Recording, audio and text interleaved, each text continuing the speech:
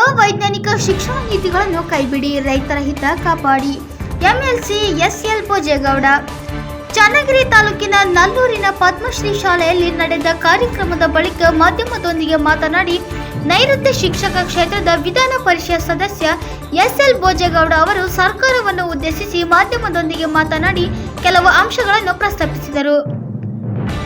ಶಾಲೆಗಳಿಗೆ ಪಠ್ಯಪುಸ್ತಕಗಳನ್ನು ಸಮಯಕ್ಕೆ ಸರಿಯಾಗಿ ಹಾಗೂ ಸಮರ್ಪಕವಾಗಿ ವಿತರಿಸಬೇಕು. ಅವೈಜ್ಞಾನಿಕ ಶಿಕ್ಷಣ ನೀತಿಗಳಿಂದ ಸಹಕಾರ ಹಾಗೂ ಖಾಸಗಿ ಶಾಲೆಗಳು ಸಂಕಷ್ಟಕ್ಕೆ ಸಿಲುಕದಂತೆ ಸರ್ಕಾರ ಕ್ರಮ ಕೈಗೊಳ್ಳಬೇಕು. ಶಿಕ್ಷಣ ಮತ್ತು ಆರೋಗ್ಯವನ್ನು ಪ್ರತಿಯೊಬ್ಬ ನಾಗರಿಕನಿಗೆ ಒದಗಿಸುವುದು ಸಂವಿಧಾನದ ಆಶಯ ಹಾಗೂ ಸರ್ಕಾರದ ಕರ್ತವ್ಯ. ಕಾವೇರಿ ನೀರಿನ ವಿಚಾರದಲ್ಲಿ ರಾಜ್ಯದ ರೈತರ ಹಿತಾಸಕ್ತಿಗೆ ಆದ್ಯತೆ ನೀಡಿ ಸರ್ಕಾರ ಮರುಪರಿಶೀಲನೆ ನಡೆಸಬೇಕು.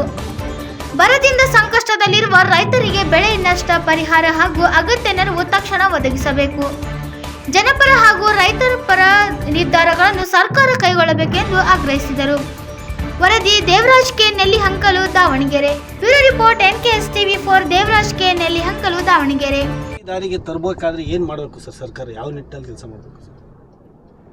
ನೋಡಿ, ಶಿಕ್ಷಣ ಮತ್ತು ಆರೋಗ್ಯ ನಾನು ಯಾವಾಗಲೂ ಹೇಳ್ತೀನಿ, ಸಂವಿಧಾನಬದ್ಧವಾಗಿರ್ತಕ್ಕಂಥ ರೈಟನ್ನು ನಮ್ಮ ಸಂವಿಧಾನದಲ್ಲೇ ಕೊಟ್ಟಿದ್ದಾರೆ. ಶಿಕ್ಷಣ ಮತ್ತು ಆರೋಗ್ಯ ಪ್ರತಿಯೊಬ್ಬ ಮಕ್ಕಳಿಗೂ ಉತ್ತಮವಾದ ಆರೋಗ್ಯ ಕೊಡಬೇಕು, ಉತ್ತಮವಾದ ಶಿಕ್ಷಣವನ್ನು ಕೊಡಬೇಕಂತ. ಅದೆಲ್ಲಿ ಸಿಗ್ತದೆ ಶಿಕ್ಷಣ? ಕಟ್ಟಕಡೆ ಮನುಷ್ಯನಿಗೆ ಸಿಗಬೇಕಾದ್ರೆ ಅದೆಲ್ಲಿ? ಸರ್ಕಾರಿ ಶಾಲೆಗಳಲ್ಲೇ ಸಿಗಬೇಕು. ಈ ಸರ್ಕಾರಗಳ ಪರಿಸ್ಥಿತಿ, ಇವತ್ತಿನ ಪರಿಸ್ಥಿತಿ ನೋಡಿದರೆ ದಯನೀಯ. ಆದರೂ ಕೂಡ ಇರ್ತಕ್ಕಂಥ ಶಿಕ್ಷಕರು ಮತ್ತು ಗೆಸ್ಟ್ ಟೀಚರ್ಸ್ನ ಉಪಯೋಗಿಸ್ಕೊಂಡು ಉತ್ತಮವಾದ ಶಿಕ್ಷಣವನ್ನು ಕೊಡುವಲ್ಲಿ ನಮ್ಮ ಸರ್ಕಾರಿ ಶಾಲೆಯ ಶಿಕ್ಷಕರು ಹಿಂದೆ ಬಿದ್ದಿಲ್ಲ. ಸರಿಯಾದ ರೀತಿ ಉತ್ತಮವಾದ ಕಟ್ಟಡಗಳೇ ಇಲ್ಲ ರೀ ಸರ್ಕಾರಿ ಶಾಲೆ. ಇಷ್ಟು ವರ್ಷ ಆದರೂ ನಮಗೆ ಉತ್ತಮವಾದ ಶೌಚಾಲಯ ಇಲ್ಲ, ಕುಡಿಯೋ ನೀರಿನ ವ್ಯವಸ್ಥೆ ಇಲ್ಲ. ಬೇಕಾದ್ರೆ ಬಂದು ನೋಡಿ, ಮತ್ತು ಯಾಕೆ ಪ್ರೈವೇಟ್ ಶಿಕ್ಷಣ ಅಷ್ಟೊಂದು ಪ್ರಾಬಲ್ಯ ಸಾಧಿಸಿರ್ತಕ್ಕಂಥದ್ದು? ಇವತ್ತು ನಮ್ಮ ಮಕ್ಕಳಿಗೆ ಶಿಕ್ಷಣ ಕೊಡಬೇಕು ಅಂದರೆ ಯಾವ ತಂದೆ ತಾಯಿಗಳು ಕೂಡ ಹಿಂದೆ ಬಿಡೋದಿಲ್ಲ.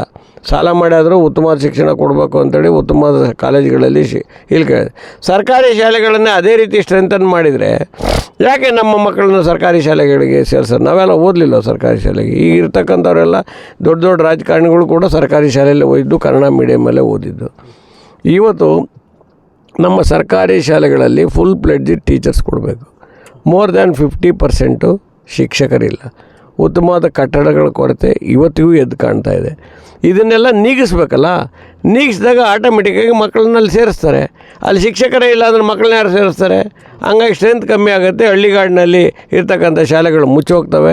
ಜೊತೆಗೆ ಏಡೆಡ್ ಶಾಲೆಗಳು, ನಮ್ಮ ಅಂದಿನ ಹಿರಿಯರು ಅವತ್ತು ಪಾಪ ಭೂಮಿ ಕೊಟ್ಟರು, ಬಿಲ್ಡಿಂಗ್ ಕಟ್ಸ್ಕೊಟ್ರು, ಎಲ್ಲ ಶಿಕ್ಷಣಕ್ಕೆ ಒತ್ತು ಕೊಡಬೇಕು, ನಮ್ಮ ಮಕ್ಕಳು ಕಲಿಬೇಕು, ಹಳ್ಳಿಗಾಡಿನ ಮಕ್ಕಳು ಕಲಿಬೇಕು ಅಂತೇಳಿ ಅವರೆಲ್ಲ ಏಡೆಡ್ ಶಾಲೆಗಳು ಪ್ರಾರಂಭ ಮಾಡಿದ್ರು. ಇವತ್ತು ಏಡೆಡ್ ಶಾಲೆಗಳ ಪರಿಸ್ಥಿತಿ ಏನಿದೆ? ಸಂಪೂರ್ಣ ಮುಚ್ಚೋಗಿದೆ, ನೆಲ ಕಚ್ಚಿದ್ದಾವೆ. ಇದು ಸರಿಯಾದ ನೀತಿ ಅಲ್ಲ. ಬಡ ಮಕ್ಕಳಿಗೆ ಶಿಕ್ಷಣ ಕೊಡುವಲ್ಲಿ ಸರ್ಕಾರ ಸ್ವಲ್ಪ ಕಣ್ ತೆರೆದು ನೋಡಬೇಕು. ಅದು ಕೆಲಸ ಆಗ್ತಾಯಿಲ್ಲ ಇನ್ನು. ಅದ್ರ ಬಗ್ಗೆ ನಾವು ಧ್ವನಿ ಅನೇಕ ಬಾರಿ ಎತ್ತಿದ್ದೀವಿ. ಈ ನೀವೇನೂ ಮಾಡಬೇಡಿ, ಫುಲ್ ಪ್ಲೆಡ್ಜ್ ಟೀಚರ್ಸ್ ಕೊಡಿ, ಉತ್ತಮವಾದ ಕಟ್ಟಡ ಎಲ್ಲ ಇನ್ಫ್ರಾಸ್ಟ್ರಕ್ಚರ್ ಕೊಡಿ, ಆಟೋಮೆಟಿಕ್ಕಾಗಿ ಮಕ್ಕಳು ಬಂದ ಸರ್ಕಾರಿ ಶಾಲೆಗಳಿಗೆ ಸೇರ್ತಾರೆ, ಏಡೆಡ್ ಶಾಲೆಗಳಿಗೆ ಸೇರ್ತಾರೆ. ಆವಾಗ ಶಿಕ್ಷಣ ಆರೋಗ್ಯ ಎರಡೂ ಕೂಡ ಉಳ್ಳವರ ಪಾಲಾಗಿದೆ. ಆ ಉಳ್ಳವರ ಪಾಲು ಆಗಬಾರ್ದು ಅನ್ನೋದು ನಮ್ಮದು ಇರ್ತಕ್ಕಂಥ ವಿಚಾರ. ಕನ್ನಡ ಶಾಲೆಯಲ್ಲಿ ಆಡಳಿತ ಭಾಷೆ ಮಾಡ್ತೀವಿ ಅಂತೀರಿ, ಅದು ಈ ಜನ್ಮದಲ್ಲಿ ಸಾಧ್ಯ ಇಲ್ಲ. ನಿಮಗೆ ಕನ್ನಡ ಶಾಲೆಗಳಲ್ಲಿ ಆಡಳಿತ ಭಾಷೆ ಮಾಡಬೇಕಾದ್ರೆ ಏನು ಕನ್ನಡ ಭಾಷೆಗೆ ಏನು ಪ್ರಾಧಾನ್ಯತೆ ಕೊಡಬೇಕು, ಕನ್ನಡ ಭಾಷೆಯನ್ನು ಯಾವ ರೀತಿ ಕಲಿಸೋವಂಥ ಶಿಕ್ಷಣವನ್ನು ಕೊಡಬೇಕು ಅನ್ನೋದ್ರ ಬಗ್ಗೆ ಆಲೋಚನೆ ಮಾಡಬೇಕು. ಆಯಿತಾ? ಆಮೇಲೆ ಪಠ್ಯಪುಸ್ತಕಗಳಲ್ಲಿ ರಾಜಕೀಯ ಹಸ್ತಕ್ಷೇಪ ಸಲ್ಲದು ಅಂತ ಅನೇಕ ಬಾರಿ ಹೇಳಿದ್ದೀನಿ. ಈಗಲೂ I am stick on to that word. ಪಠ್ಯಪುಸ್ತಕಗಳು ಕೊಡುವಾಗ ಶಿಕ್ಷಣ ತಜ್ಞರಿದ್ದಾರೆ, ಅವ್ರ ಮುಖಾಂತರ ನಾಡಿನ ಎಲ್ಲ ಶಿಕ್ಷಣ ತಜ್ಞರ ಮುಖಾಂತರ ಉತ್ತಮವಾದ ನಾಡನ್ನು ಕಟ್ತಕ್ಕಂಥ, ಉತ್ತಮವಾದ ನಾಡಿಗೆ ಬೆಳಕಾಗ್ತಕ್ಕಂಥ ಮಕ್ಕಳನ್ನು ತಯಾರು ಮಾಡ್ತಕ್ಕಂಥ ಶಿಕ್ಷಣ ಪಠ್ಯಪುಸ್ತಕಗಳನ್ನು ತಯಾರು ಮಾಡಿಕೊಡ್ತಕ್ಕಂಥ ಶಿಕ್ಷಣ ತಜ್ಞರ ಮುಖಾಂತರ ಕೊಡಿ. ಅದಕ್ಕೆ ನೀವು ರಾಜಕೀಯ ಹಸ್ತಕ್ಷೇಪ ಮಾಡಬಾರ್ದು. ಮಂತ್ರಿಗೆ ಏನು ಕೆಲಸ ಇದೆ? MLA ಏನು ಕೆಲಸ ಇದೆ? ಅಲ್ಲಿ ಮುಖ್ಯಮಂತ್ರಿಗೆ ಏನು ಕೆಲಸ ಇದೆ ಪಠ್ಯಪುಸ್ತಕ ಕೊಡೋಕ್ಕೆ? ಪಠ್ಯಪುಸ್ತಕ ಕೊಡ್ತಕ್ಕಂಥವ್ರನ್ನೇ ಬೇರೆ ಇದ್ದಾರೆ. ಹಾಗಾಗಿ ಅಂಥ ಒಂದು ಪಠ್ಯಪುಸ್ತಕವನ್ನು ತಯಾರು ಮಾಡ್ತಕ್ಕಂಥ ಕೆಲಸವನ್ನು ಮಾಡಬೇಕು ಅಂತೇಳಿ ಈ ಸಂದರ್ಭದಲ್ಲಿ ಸರ್ಕಾರ ಅನೇಕ ಬಾರಿ ಒತ್ತಾಯ ಮಾಡಿದ್ದೀನಿ, ಈಗಲೂ ಕೂಡ ಒತ್ತಾಯ ಮಾಡ್ತೀನಿ. ನಾವು ಪಠ್ಯಪುಸ್ತಕಗಳು ಸಮರ್ಪಕವಾಗಿ ವಿತರಣೆ ಆಗಿಲ್ಲ ಶಾಲೆಗಳಲ್ಲಿ. ಅದೇನಾಗಿದೆ ನೋಡಿ, ಪಠ್ಯ ಪುಸ್ತಕಗಳನ್ನು ವಿತರಣೆ ಮಾಡ್ತಕ್ಕಂಥ ಒಂದು ಜವಾಬ್ದಾರಿಯನ್ನು ಯಾವುದೋ ಏಜೆನ್ಸಿ ಕೊಟ್ಟಿರ್ತಾರೆ. ಆ ಏಜೆನ್ಸಿಯವರು ಒಂದು ಸರಿ ಅವ್ರ ಕಾಂಟ್ರಾಕ್ಟ್ ಆದಮೇಲೆ ಅದ್ರ ಬಗ್ಗೆ ಭಾಳ ನೆಗ್ಲಿಜೆನ್ಸಿ ತೋರಿಸಿರ್ತಕ್ಕಂಥದ್ದು ನಾವು ಅನೇಕ ಬಾರಿ ನಾವು ನೋಡಿದ್ದೇವೆ. ಇದರಲ್ಲಿ ಅಧಿಕಾರಿಗಳು ಆ ಪಠ್ಯಪುಸ್ತಕವನ್ನು ಈ DDPIಗೆ ಹೇಳ್ತಾರೆ ಅಥವಾ ಇನ್ನೊಬ್ಬ ಯಾರೋ BOಗೆ ಹೇಳ್ತಾರೆ, ಬಂದು ನೀವು ತಗೊಂಡೋಗಿ ಅಂತ. ಅವ್ರದ್ದಲ್ಲ ಕೆಲಸ. ಯಾವ ಏಜೆನ್ಸಿ ಕೊಟ್ಟಿದ್ರೆ ಅವನು ಪ್ರತಿಯೊಂದು ಸ್ಕೂಲಿಗೂ ತಲುಪಿಸ್ಬೇಕಾದಂಥ ಕೆಲಸ ಅವ್ನು ಮಾಡಬೇಕು. ಆಮೇಲೆ ಕೆಲವು ಸರಿ ಏನು ಮಾಡ್ತಾರೆ, ಮಕ್ಕಳಿಗೆ ಮಾತ್ರ ಆ ಪಠ್ಯಪುಸ್ತಕ ಇರ್ತದೆ. ಆಮೇಲೆ ಇನ್ನೊಂದು ಕಡೆ ಅದೇನೋ ಮಕ್ಕಳು ಕಳ್ಕೊಂಡ್ರೆ ಇನ್ನೊಂದು ಸರಿ ಹುಡುಕಿದ್ರು ಆ ಪಠ್ಯಪುಸ್ತಕ ಸಿಕ್ಕಲ್ಲ. ಜೊತೆಗೆ ಶಿಕ್ಷಕರಿಗೆ ಒಂದು ನೋಟ್ ಪುಸ್ತಕ, ಒಂದು ಪುಸ್ತಕವನ್ನು ಫ್ರೀ ಕೊಡಬೇಕು. ಅದು ದುಡ್ಡು ಕೊಟ್ಟರು ಸಿಕ್ಕೋದಿಲ್ಲ, ಅದು ಕೆಲಸ ಆಗೋದಿಲ್ಲ. ಇಂಥದ್ದೆಲ್ಲ ಶಿಕ್ಷಕರು ಕೂಡ ಅದನ್ನು ಮತ್ತೆ ಜೆರಾಕ್ಸ್ ಮಾಡಿಸ್ತಕ್ಕಂಥದ್ದು ಅನೇಕ ಬಾರಿ ನಾನು ನೋಡಿದ್ದೀನಿ. ಇವಕ್ಕೆಲ್ಲ ಭಾಳ ಸರಿ ಮಾತಾಡಿದರೂ ಕೂಡ ಒಂದು 10%, 5% ಎಕ್ಸ್ಟ್ರಾ ಪ್ರಿಂಟ್ ಮಾಡಬೇಕಲ್ಲ. ಎಲ್ಲಾದರೂ ಒಂದು ಕಡೆ ಇಂಥ ಪಠ್ಯಪುಸ್ತಕ ಕಳೆದೋದಂಥ ಸಂದರ್ಭದಲ್ಲಿ ಇಂಥ ಕಡೆ ಸಿಗುತ್ತೆ ಅಂತಲಾರೆ ಹೇಳ್ಬೇಕಲ್ಲ. ಆ ಕೆಲಸ ಇದುವರೆಗೂ ಸರ್ಕಾರದಿಂದ ಆಗಿಲ್ಲ. ಹಾಗಾಗಿ ಅವೆಲ್ಲ ಕಾಲಕ್ಕೆ ವಿತರಣೆ ಆಗಬೇಕು. 2 ತಿಂಗಳಾದಮೇಲೆ ಪಠ್ಯಪುಸ್ತಕ ಕೊಡ್ತಕ್ಕಂಥದ್ದು. ಆಮೇಲೆ ಈ ಇನ್ನೊಂದೇನು ವಿಷಯ ಗೊತ್ತಾ, ಸರ್ಕಾರಿ ಶಾಲೆಗಳಲ್ಲಿ ಸ್ಟ್ರೆಂತ್ ಕಮ್ಮಿ ಆಗ್ತಾ ಇರ್ತಕ್ಕಂಥದ್ದು ಯಾಕೆ ಅಂತ ಹೇಳಿದರೆ, ಅನೇಕ ಜನ ಹಳ್ಳಿಗಾಡಿನ ಮಕ್ಕಳು ಅಲ್ಲಿ ಆ ಊರಿನಲ್ಲಿರ್ತಕ್ಕಂಥ ಹಾಸ್ಟೆಲನ್ನು ಸೇರ್ತಾರೆ. ಪಂಚಾಯತಿ ಹೆಡ್ ಕ್ವಾರ್ಟರ್ ಆಗಿರ್ಬೋದು ಅಥವಾ ತಾಲೂಕು ಹೆಡ್ ಕ್ವಾರ್ಟರ್ ಆಗಿರ್ಬೋದು, ಅಲ್ಲಿ ಸೇರ್ತಾರೆ. ಆ ಶಾಲೆ ಪ್ರಾರಂಭ ಆಗಿ 2 ತಿಂಗಳಾದರೂ ಹಾಸ್ಟೆಲ್ ಪ್ರಾರಂಭ ಆಗೋಲ್ಲ. ಅಲ್ಲಿವರೆಗೆ ಆ ಮಕ್ಕಳೇ ಎಲ್ಲಿರಬೇಕು? ಶಾಲೆ ಪ್ರಾರಂಭವಾಗ ಜೂನ್ ತಿಂಗಳಲ್ಲಿ ಪ್ರಾರಂಭ ಆಗುತ್ತೆ ಅಂತ ಹೇಳಿದರೆ ಅಲ್ಲಿ ಇರ್ತಕ್ಕಂಥ ಯಾವುದೇ ಹಾಸ್ಟೆಲ್ ಅದು ವಸತಿ ಶಾಲೆಗಳು ಪ್ರಾರಂಭ ಆಗ್ತವೆ ಬಿಡಿ. ಆದರೆ ಆ ಹಾಸ್ಟೆಲ್ಗಳು ಸುಣ್ಣ ಬಣ್ಣ ಹೊಡೆದು ಸುಸಜ್ಜಿತವಾಗಿ ಕೊಠಡಿಗಳನ್ನೆಲ್ಲ ತಯಾರು ಮಾಡಿ ಜೂನ್ 1 ಅಲ್ಲಿ ಕಾಲೇಜ್ ಸ್ಕೂಲ್ ಓಪನ್ ಅಂದರೆ ಜೂನ್ 1 ಹಾಸ್ಟೆಲ್ ಕೂಡ ಓಪನ್ ಆಗಬೇಕು. 3 ತಿಂಗಳ ನಂತರ ಹಾಸ್ಟೆಲ್ ಓಪನ್ ಆಗ್ತವೆ. ಆಮೇಲೆ ಸೀಟು ಸೆಲೆಕ್ಷನ್ನು 2 ತಿಂಗಳ ನಂತರ ಮಾಡ್ತೀರಿ. ಇಂಥದ್ದೆಲ್ಲ ಅವೈಜ್ಞಾನಿಕ ಕಾರಣಗಳಿಂದ ಆ ಶಾಲೆಗಳಲ್ಲಿ, ಗೌರ್ಮೆಂಟ್ ಶಾಲೆಗಳಲ್ಲಿ, ಏಡೆಡ್ ಶಾಲೆಗಳಲ್ಲಿ ಸ್ಟ್ರೆಂತ್ ಕಮ್ಮಿ ಆಗುತ್ತೆ. ಆಗ ಅಲ್ಲಿ ತನಕ ಕಾಯೋಕ್ಕಾಗಲ್ವಲ್ಲ ಅವರಿಗೆ ಅಲ್ಲಿ ಏನು ವ್ಯವಸ್ಥೆ ಇರೋಲ್ಲ ಪಟ್ಟಣದಲ್ಲಿ. ಅವಾಗ ಏನು ಮಾಡ್ತಾರೆ, ಪ್ರೈವೇಟ್ ಶಾಲೆಗೆ ಹೋಗಿ ಸೇರ್ಕೊತಾರೆ. ಅಲ್ಲಿ ಯಾವುದೋ ಒಂದು ಪ್ರೈವೇಟ್ ಶಾಲೆಯವರು ಹಾಸ್ಟೆಲ್ ಮಾಡ್ತಾಯಿರ್ತಾರೆ. ಹಾಸ್ಟೆಲೊಳಗೆ ಕಷ್ಟ ಆದರೂ ಪರವಾಗಿಲ್ಲ, ನಾವು ದುಡ್ಡು ಕೊಟ್ಟಾದರೂ ಅಲ್ಲಿ ಸೇರ್ಕೊಂಡು ಮಾಡೋದ್ರಿಂದ ಏಡೆಡ್ ಶಾಲೆ ಮತ್ತು ಗೌರ್ಮೆಂಟ್ ಶಾಲೆಗಳಲ್ಲಿ ಸ್ಟ್ರೆಂತ್ ಕಮ್ಮಿ ಆಗಿದೆ. ಇದು ಒಂದು ಪ್ರಾಬ್ಲಮ್ ಇದೆ. ಹಾಸ್ಟೆಲ್ ಮತ್ತು ಸ್ಕೂಲು 2 ಒಟ್ಟಿಗೆ ಪ್ರಾರಂಭ ಆಗಬೇಕು ಅನ್ನೋದು ನಂದು ಒತ್ತಾಯ. ಹಾಗೆ ಸರ್, ಇನ್ನೊಂದು LKG UKG ಪ್ರಾರಂಭ ಮಾಡಿದ್ದಾರೆ. ಪ್ರಾರಂಭ ಮಾಡಿ ಈಗ ಮಕ್ಕಳುಗಳ ಕೊರತೆ ಕಡಿಮೆ ಆದಾಗ ಅಲ್ಲಿಗೆ ಅನುದಾನನೂ ಕೊಡ್ತಾ ಇಲ್ಲ, ಶಿಕ್ಷಕರನ್ನು ಕೊಡ್ತಾ ಇಲ್ಲ. ಆ ಮಕ್ಕಳುಗಳು ಈಗ 2 ತಿಂಗಳಿಂದ ಆ ಶಾಲೆಯಲ್ಲಿ ಅಡ್ಮಿಷನ್ ಆಗಿ ಬಂದಿದ್ದಾವೆ ಮಕ್ಕಳು LKG UKGಗೆ. ಅವರನ್ನು ಮತ್ತೆ ಏನು ಮಾಡಬೇಕು ಅನ್ನೋದು ಶಿಕ್ಷಕರಿಗೂ ಗೊಂದಲ ಆಗ್ಬಿಟ್ಟಿದೆ, ಪೋಷಕರಿಗೂ ಗೊಂದಲ ಆಗಿದೆ. ಸರ್ಕಾರಗಳು ಈ ಥರದ ನಿಯಮಗಳನ್ನು ಜಾರಿ ತರಬೇಕಾದ್ರಾಗ ಅವರು ಸರಿಯಾದ ಮಾರ್ಗದರ್ಶನ ಇಟ್ಕೊಂಡು ಅಥವಾ ಸರಿಯಾಗಿ ರೂಪರೇಷೆ ನೀವು ಹೇಳೋ ಪ್ರಶ್ನೆಗಳೆಲ್ಲ ಕರೆಕ್ಟ್ ಇದೆ. ಆದರೆ ಇಂಥ ಪ್ರಶ್ನೆಗಳು ಸರ್ಕಾರದ ಮುಂದೆ ಇಲ್ಲ ಅಂತೇನಿಲ್ಲ. ಅವ್ರದ್ದು ಮೂಲ ಉದ್ದೇಶ ನಮ್ಮ ಏಡೆಡ್ ಶಾಲೆಗಳನ್ನು ಮತ್ತು ಸರ್ಕಾರಿ ಶಾಲೆಗಳಲ್ಲಿ ಅವ್ರಿಗೆ ಶಿಕ್ಷಣ ಕೊಡ್ತಕ್ಕಂಥ ವ್ಯವಸ್ಥೆಯಲ್ಲಿ ಸರಿಯಾದ ಸಮಯಕ್ಕೆ ಸರಿಯಾದ ವ್ಯವಸ್ಥೆಯನ್ನು ಮಾಡದೇ ಇರೋದೇ ಮೂಲಭೂತ ಇದು ಸಮಸ್ಯೆ. ಹಾಗಾಗಿ ಅವರಿಗೆ ಸರಿಯಾದ ಸಮಯದಲ್ಲಿ ಸರಿಯಾದ ತೀರ್ಮಾನವನ್ನು ಮಾಡಿ ಆ ತೀರ್ಮಾನ ಇಂಪ್ಲಿಮೆಂಟ್ ಆಗ್ತಕ್ಕಂಥ ಕೆಲಸ ಮಾಡಿದಾಗ ಯಾಕೆ ನಮ್ಮ ಮಕ್ಕಳು ಸರ್ಕಾರಿ ಶಾಲೆಗೆ ಸೇರೋದಿಲ್ಲ? ಸರ್ಕಾರಿ ಶಾಲೆಯಲ್ಲಿ ಕ್ವಾಲಿಫೈಡ್ ಟೀಚರ್ಸ್ ಇರೋದು.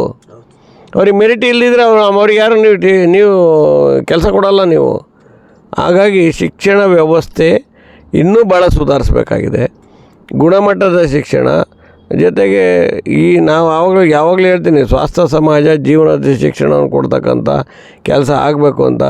ಅದನ್ನು ಸರ್ಕಾರ ಇನ್ನೂ ಅದರ ಬಗ್ಗೆ ಸರಿಯಾದ ರೀತಿಯಲ್ಲಿ ಕ್ರಮ ಮಾಡುವಲ್ಲಿ ವಿಫಲ ಆಗಿದೆ ಅನ್ನೋ ವಿಚಾರವನ್ನು ನಾನೊಬ್ಬ ಶಾಸಕನಾಗಿ ಹೇಳ್ತೇನೆ. ನಾನು ಇವತ್ತು ವಿಚಾರದಲ್ಲಿ ಶಿಕ್ಷಕರ ಕೊರತೆ ಕೂಡ ಇದೆಯಲ್ಲ ಸರ್, ಅದು ತುಂಬಕ್ಕೆ ಯಾಕೆ ತುಂಬಾ ನೆಗ್ಲೆಕ್ಟ್ ಮಾಡ್ತಾ ಇದ್ದಾರೆ? ಅಥವಾ ನಾನು ನಿಮಗೆ ಆವಾಗಲೇ ಹೇಳಿದೆ, ಏಡೆಡ್ ಶಾಲೆಗಳಿಗೆ ಶಿಕ್ಷಕರು ಕೊಟ್ಟರೆ 2 ಶಾಲೆ ನಡೀತವೆ.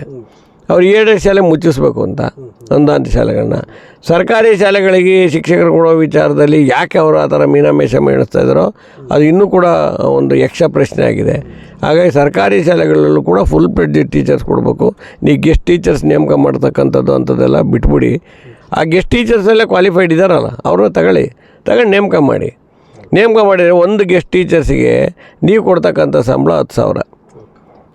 ನೇಮಕ ಮಾಡಿದರೆ 50,000 ಕೊಡಬೇಕು. ಆದರೆ 5 ಜನ ತಗೋಬೋದಲ್ಲ. ಇದು ಐಡಿಯಾ ನಮ್ಮ IAS ಅಧಿಕಾರಿಗಳದ್ದು. ಈ ಐಡಿಯಾದ ಮೇಲೆ ನಡೀತಾ ಇದೆ.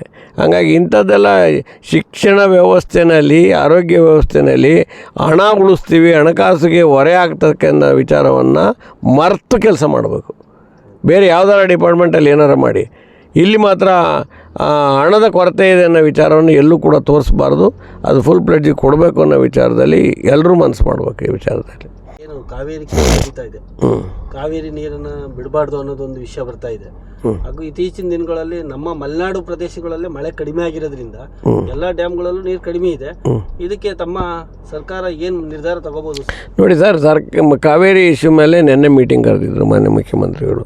ನಿನ್ನೆ ಮೀಟಿಂಗ್ ಕರೆದು ಚರ್ಚೆ ಮಾಡಿದ್ರು ಸರ್ವಪಕ್ಷಗಳ ಸಭೆಯಲ್ಲಿ.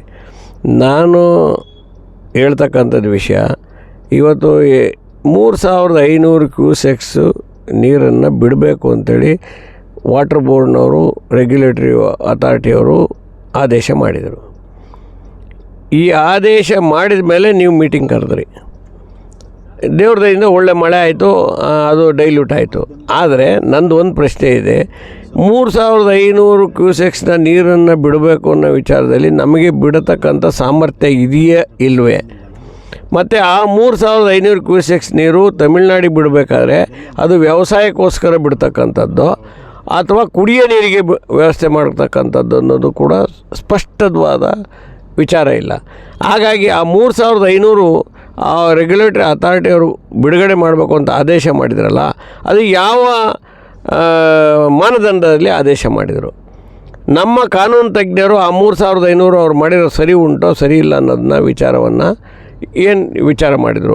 ಆಮೇಲೆ ಒಂದು ಭಾಳ ಮುಖ್ಯವಾಗಿರ್ತಕ್ಕಂಥ ವಿಚಾರ, ಇಂಥ ಆದೇಶಗಳು ಬರುವ ಮುಂಚೆ ಪ್ರಾಕ್ಟಿಕಲ್ ಗ್ರೌಂಡ್ ರಿಯಾಲಿಟಿ ಏನು ಅಂತ ನೋಡಬೇಕು. ನಮ್ಮ ಡ್ಯಾಮ್ಗಳಲ್ಲಿ, ತಮಿಳ್ನಾಡಿಗೆ ನೀರು ಒದಗಿಸ್ತಕ್ಕಂಥ ಡ್ಯಾಮ್ಗಳಲ್ಲಿ ನಮಗೆ ಕುಡಿಯೋ ನೀರಿಗಾಗಿ, ನಮ್ಗೆ ಅಗ್ರಿಕಲ್ಚರ್ ಬಿಟ್ಬಿಡಿ, ಅಗ್ರಿಕಲ್ಚರ್ ಆಮೇಲೆ ಮಾತಾಡೋಣ. ಮೂಲಭೂತವಾಗಿ ಕುಡಿಯೋ ನೀರಿನ ವ್ಯವಸ್ಥೆಗೆ ಅನೇಕ ಪಟ್ಟಣ ಪ್ರದೇಶಗಳು ಬಂದು ಒಳಗೊಂಡಿದ್ದಾವೆ. ಮೈಸೂರು ಇರ್ಬೋದು, ಬೆಂಗಳೂರು ಇರ್ಬೋದು, ಮಂಡ್ಯ, ಇವೆಲ್ಲ ಕಾವೇರಿ ಮೇಲೆ ಡಿಪೆಂಡ್ ಆಗಿರೋದು, KRS ಮೇಲೆ. ಆ KRSನಲ್ಲಿ ಇಷ್ಟು ಜನಕ್ಕೆ ಇನ್ನೂ ವಾಡಿಕೆ ಮಳೆಗಿಂತ ಕಡಿಮೆ ಮಳೆ ಆದಾಗ, ಮಳೆ ಏನಾದರೂ ಸಂಪೂರ್ಣವಾಗಿ ಕೈ ಕೊಟ್ಟಾಗ ಇಲ್ಲಿರ್ತಕ್ಕಂಥ ನೀರು, ಕುಡಿಯೋ ನೀರಿನ ವ್ಯವಸ್ಥೆ ಇವೆಲ್ಲ ಪಟ್ಟಣಗಳಿಗೆ ಆಗ್ತದೆ ಅನ್ನೋ ವಿಚಾರವನ್ನು ಮನವರಿಕೆ ಮಾಡಿಕೊಡ್ಬೇಕು ಪ್ರಾಧಿಕಾರದ ರೆಗ್ಯುಲೇಟರ್ ಬಾಡಿಗೆ. ಆಮೇಲೆ ನಮಗೆ ಇಷ್ಟು ಕುಡಿಯೋ ನೀರು ಬೇಕು, ಇನ್ನು ಉಳಿದಿದ್ದ ನೀರನ್ನ ನಿಮಗೆ ಕೊಡ್ತಕ್ಕಂಥ ಶಕ್ತಿ ಇದೆ ಅನ್ನೋ ವಿಚಾರವನ್ನು ಅವ್ರಿಗೆ ಹೇಳಬೇಕು. ನಮಗೆ ಕುಡಿಯೋಕ್ಕೆ ನೀರಿಲ್ಲ, ನಿಮಗೆ ಕೊಟ್ಬಿಟ್ಟು ಏನು ಮಾಡಲಿ? ನೆನ್ನೆ ಅಗ್ರಿಕಲ್ಚರಿಗೆ ಕೇಳ್ತಾರೆ ಅವರು. ನಮ್ಮ ಅಗ್ರಿಕಲ್ಚರ್ನಲ್ಲಿ, ನಮ್ಮ ನಾಡಿನಲ್ಲಿ ಅಗ್ರಿಕಲ್ಚರ್ ಮಾಡಬೇಡಿ, ನೀವು ನಿಲ್ಲಿಸ್ಬಿಡಿ, ಯಾವುದೇ ಬೆಳೆ ನಾಟಿ ಮಾಡಬೇಡಿ ಅಂತ ಹೇಳಿ ಸರ್ಕಾರ ಹೇಳಿದೆ. ಈ ಸಂದರ್ಭದಲ್ಲಿ ನೀವು ಅಲ್ಲಿಗೆ ಇನ್ನೊಂದು ರಾಜ್ಯಕ್ಕೆ ಅಗ್ರಿಕಲ್ಚರಿಗೆ ಕೊಡ್ತಕ್ಕಂಥ ವ್ಯವಸ್ಥೆ ಪ್ರಾಧಿಕಾರ ಕೊಟ್ಟಾಗ ನಮಗೆ ಕುಡಿಯೋ ನೀರಿನ ವ್ಯವಸ್ಥೆಗೆ ಇಷ್ಟು ಬೇಕು, ಈ ರಿಸರ್ವ್ ಇಟ್ಕೋಬೇಕು. ಈ ಮಾನದಂಡಗಳನ್ನು ಮಾಡದೇ ಇದ್ದರೆ ಮುಂದಿನ ದಿನಗಳಲ್ಲಿ ಬರೀ ಸಂಕಟ ಬಂದಾಗ ವೆಂಕಟರಮಣ ಅಂತ ಮೀಟಿಂಗ್ ಕರೆಯೋದು, ಮೊನ್ನೆ ಏನೋ ದೇವ್ರದಿಂದ ಒಂದು ಮಳೆ ಆಯಿತು, ಅದಕ್ಕೆ ಆ ಮೀಟಿಂಗ್ ಡೈಲ್ಯೂಟ್ ಆಯಿತು, ಮತ್ತು ಇನ್ನೊಂದು ದಿವಸ ಸಂಕಟ ಬಂದಾಗ ಮತ್ತೆ ಮೀಟಿಂಗ್ ಕರೆಯೋದು, ಇಂಥದಕ್ಕೆಲ್ಲ ಒಂದು ತಿಲಾಂಜಲಿ ಇಡಬೇಕು. ಮತ್ತು ಪರಿಪಕ್ವವಾಗಿರ್ತಕ್ಕಂಥ ಒಂದು ರೂಪುರೇಷೆಗಳನ್ನು ತಯಾರು ಮಾಡುವಲ್ಲಿ ಪ್ರಾಧಿಕಾರ, ರೆಗ್ಯುಲೇಟರ್ ಬಾಡಿ, ನಾವು ಕಾನೂನು ತಜ್ಞರು ಎಲ್ಲ ಸೇರ್ಕೊಂಡು, ಸುಪ್ರೀಂ ಕೋರ್ಟ್ ಆಲ್ರೆಡಿ ಒಂದು ಪ್ರಾಧಿಕಾರ ಮಾಡಿಬಿಟ್ಟಿದೆ, ಅದ್ರ ಮುಖಾಂತರ ಮಾಡಬೇಕು ಅಂತ ಹೇಳಿದ್ರೆ ನೀವು ಕಾನೂನು ತಜ್ಞರು ಒಳಗೊಂಡು ತಮಿಳ್ನಾಡಲ್ಲಿ ಮತ್ತು ನಮ್ಮಲ್ಲಿ ಸಾಮರಸ್ಯದ ಭಾವನೆಯನ್ನು ಮೂಡಿಸ್ಕೊಂಡು ಎಲ್ಲ ಏನು ಈ ಸಮಸ್ಯೆಗಳಿರಲ್ವಲ್ಲ ಆ ಸಮಯದಲ್ಲಿ ನೀವು ಕರ್ಕೊಂಡು ಮಾತಾಡಬೇಕು. ನೀವು ಸಮಸ್ಯೆಗಳಿದ್ದಾಗ ಮುಖ್ಯಮಂತ್ರಿ ಇಲ್ಲಿ ಬಾ, ಆ ಮುಖ್ಯಮಂತ್ರಿ ಬಾ ಅಂದಾಗ ಎಲ್ಲರಿಗೂ ಸಿಟ್ಟು ಬಂದೇ ಬರ್ತದೆ, ಸ್ವಾಭಾವಿಕ. ಅವ್ರ ಬಗ್ಗೆ ಇಲ್ಲಿ ಕರಿಬಾರ್ದು, ಇವ್ರು ಬಂದರೆ ನಾವು ಗೆರವ್ ಮಾಡ್ತೀವಿ ಅಂತ ಎಲ್ಲ ಡ್ಯಾಮ್ಗಳು ತುಂಬಿದಾಗ ಬಾಯಿ ಮುಚ್ಕೊಂಡು ಕೂತಿರ್ತೀವಿ. ಡ್ಯಾಮ್ಗಳು ಪೂರ ಖಾಲಿ ಆದಾಗ ಇದ್ರ ಬಗ್ಗೆ ಮಾತಾಡೋಕೆ ಹೋಗ್ತೀವಿ. ಡ್ಯಾಮ್ಗಳು ಪೂರ ಖಾಲಿ ಆದರೆ ಏನು ಅನ್ನೋ ವಿಚಾರ ರೂಪುರೇಷೆ ತಯಾರು ಮಾಡಬೇಕು. ಡ್ಯಾಮ್ನಲ್ಲಿ ಅವೈಲೇಬಿಲಿಟಿ ನೀರು ಎಷ್ಟಿದೆ ಅಂತ ನೋಡ್ಕೋಬೇಕು. ಆ ನೀರನ್ನು ಯಾವ ರೀತಿ ಹಂಚಿಕೆ ಮಾಡ್ಕೋಬೇಕು ಅನ್ನೋದನ್ನ ನಾವು ತೀರ್ಮಾನ ಮಾಡ್ಕೋಬೇಕು. ಆಗ ನಾವು ಏನಾರು ಒಂದು ಜನರಿಗೆ ಸರಿಯಾದ ರೀತಿಯಲ್ಲಿ ರೈತರಿಗೆ ನ್ಯಾಯ ಕೊಡೋಕ್ಕಾಗ್ತದೆ. ಈ ಕುಡಿಯೋ ನೀರೇ ಕೊಡೋಕ್ಕಾಗಿಲ್ಲ ಅಂದಮೇಲೆ ಮತ್ತೆ ಹಂಗೆ ನಮ್ಮ ನೀರೆಲ್ಲ ಅಲ್ಲಿ ಕೊಟ್ಟು ಅವ್ರಿಗೆ ಅಗ್ರಿಕಲ್ಚರಿಗೆ ಕೊಟ್ಟು ಅವ್ರಿಗೆ ಕುಡಿಯೋ ನೀರು ಕೊಟ್ಟು ನಾವು ಉಪವಾಸ ಇರೋದಾ? ಇದಕ್ಕೊಂದು ರೂಪುರೇಷೆ ಮಾಡಲೇ ಯಾವುದೇ ಸರ್ಕಾರಗಳು ಮಾಡಬೇಕು ಅನ್ನೋ ವಿಚಾರದಲ್ಲಿ ನಂದು ಒತ್ತಾಯ ಇದೆ ಇವತ್ತು.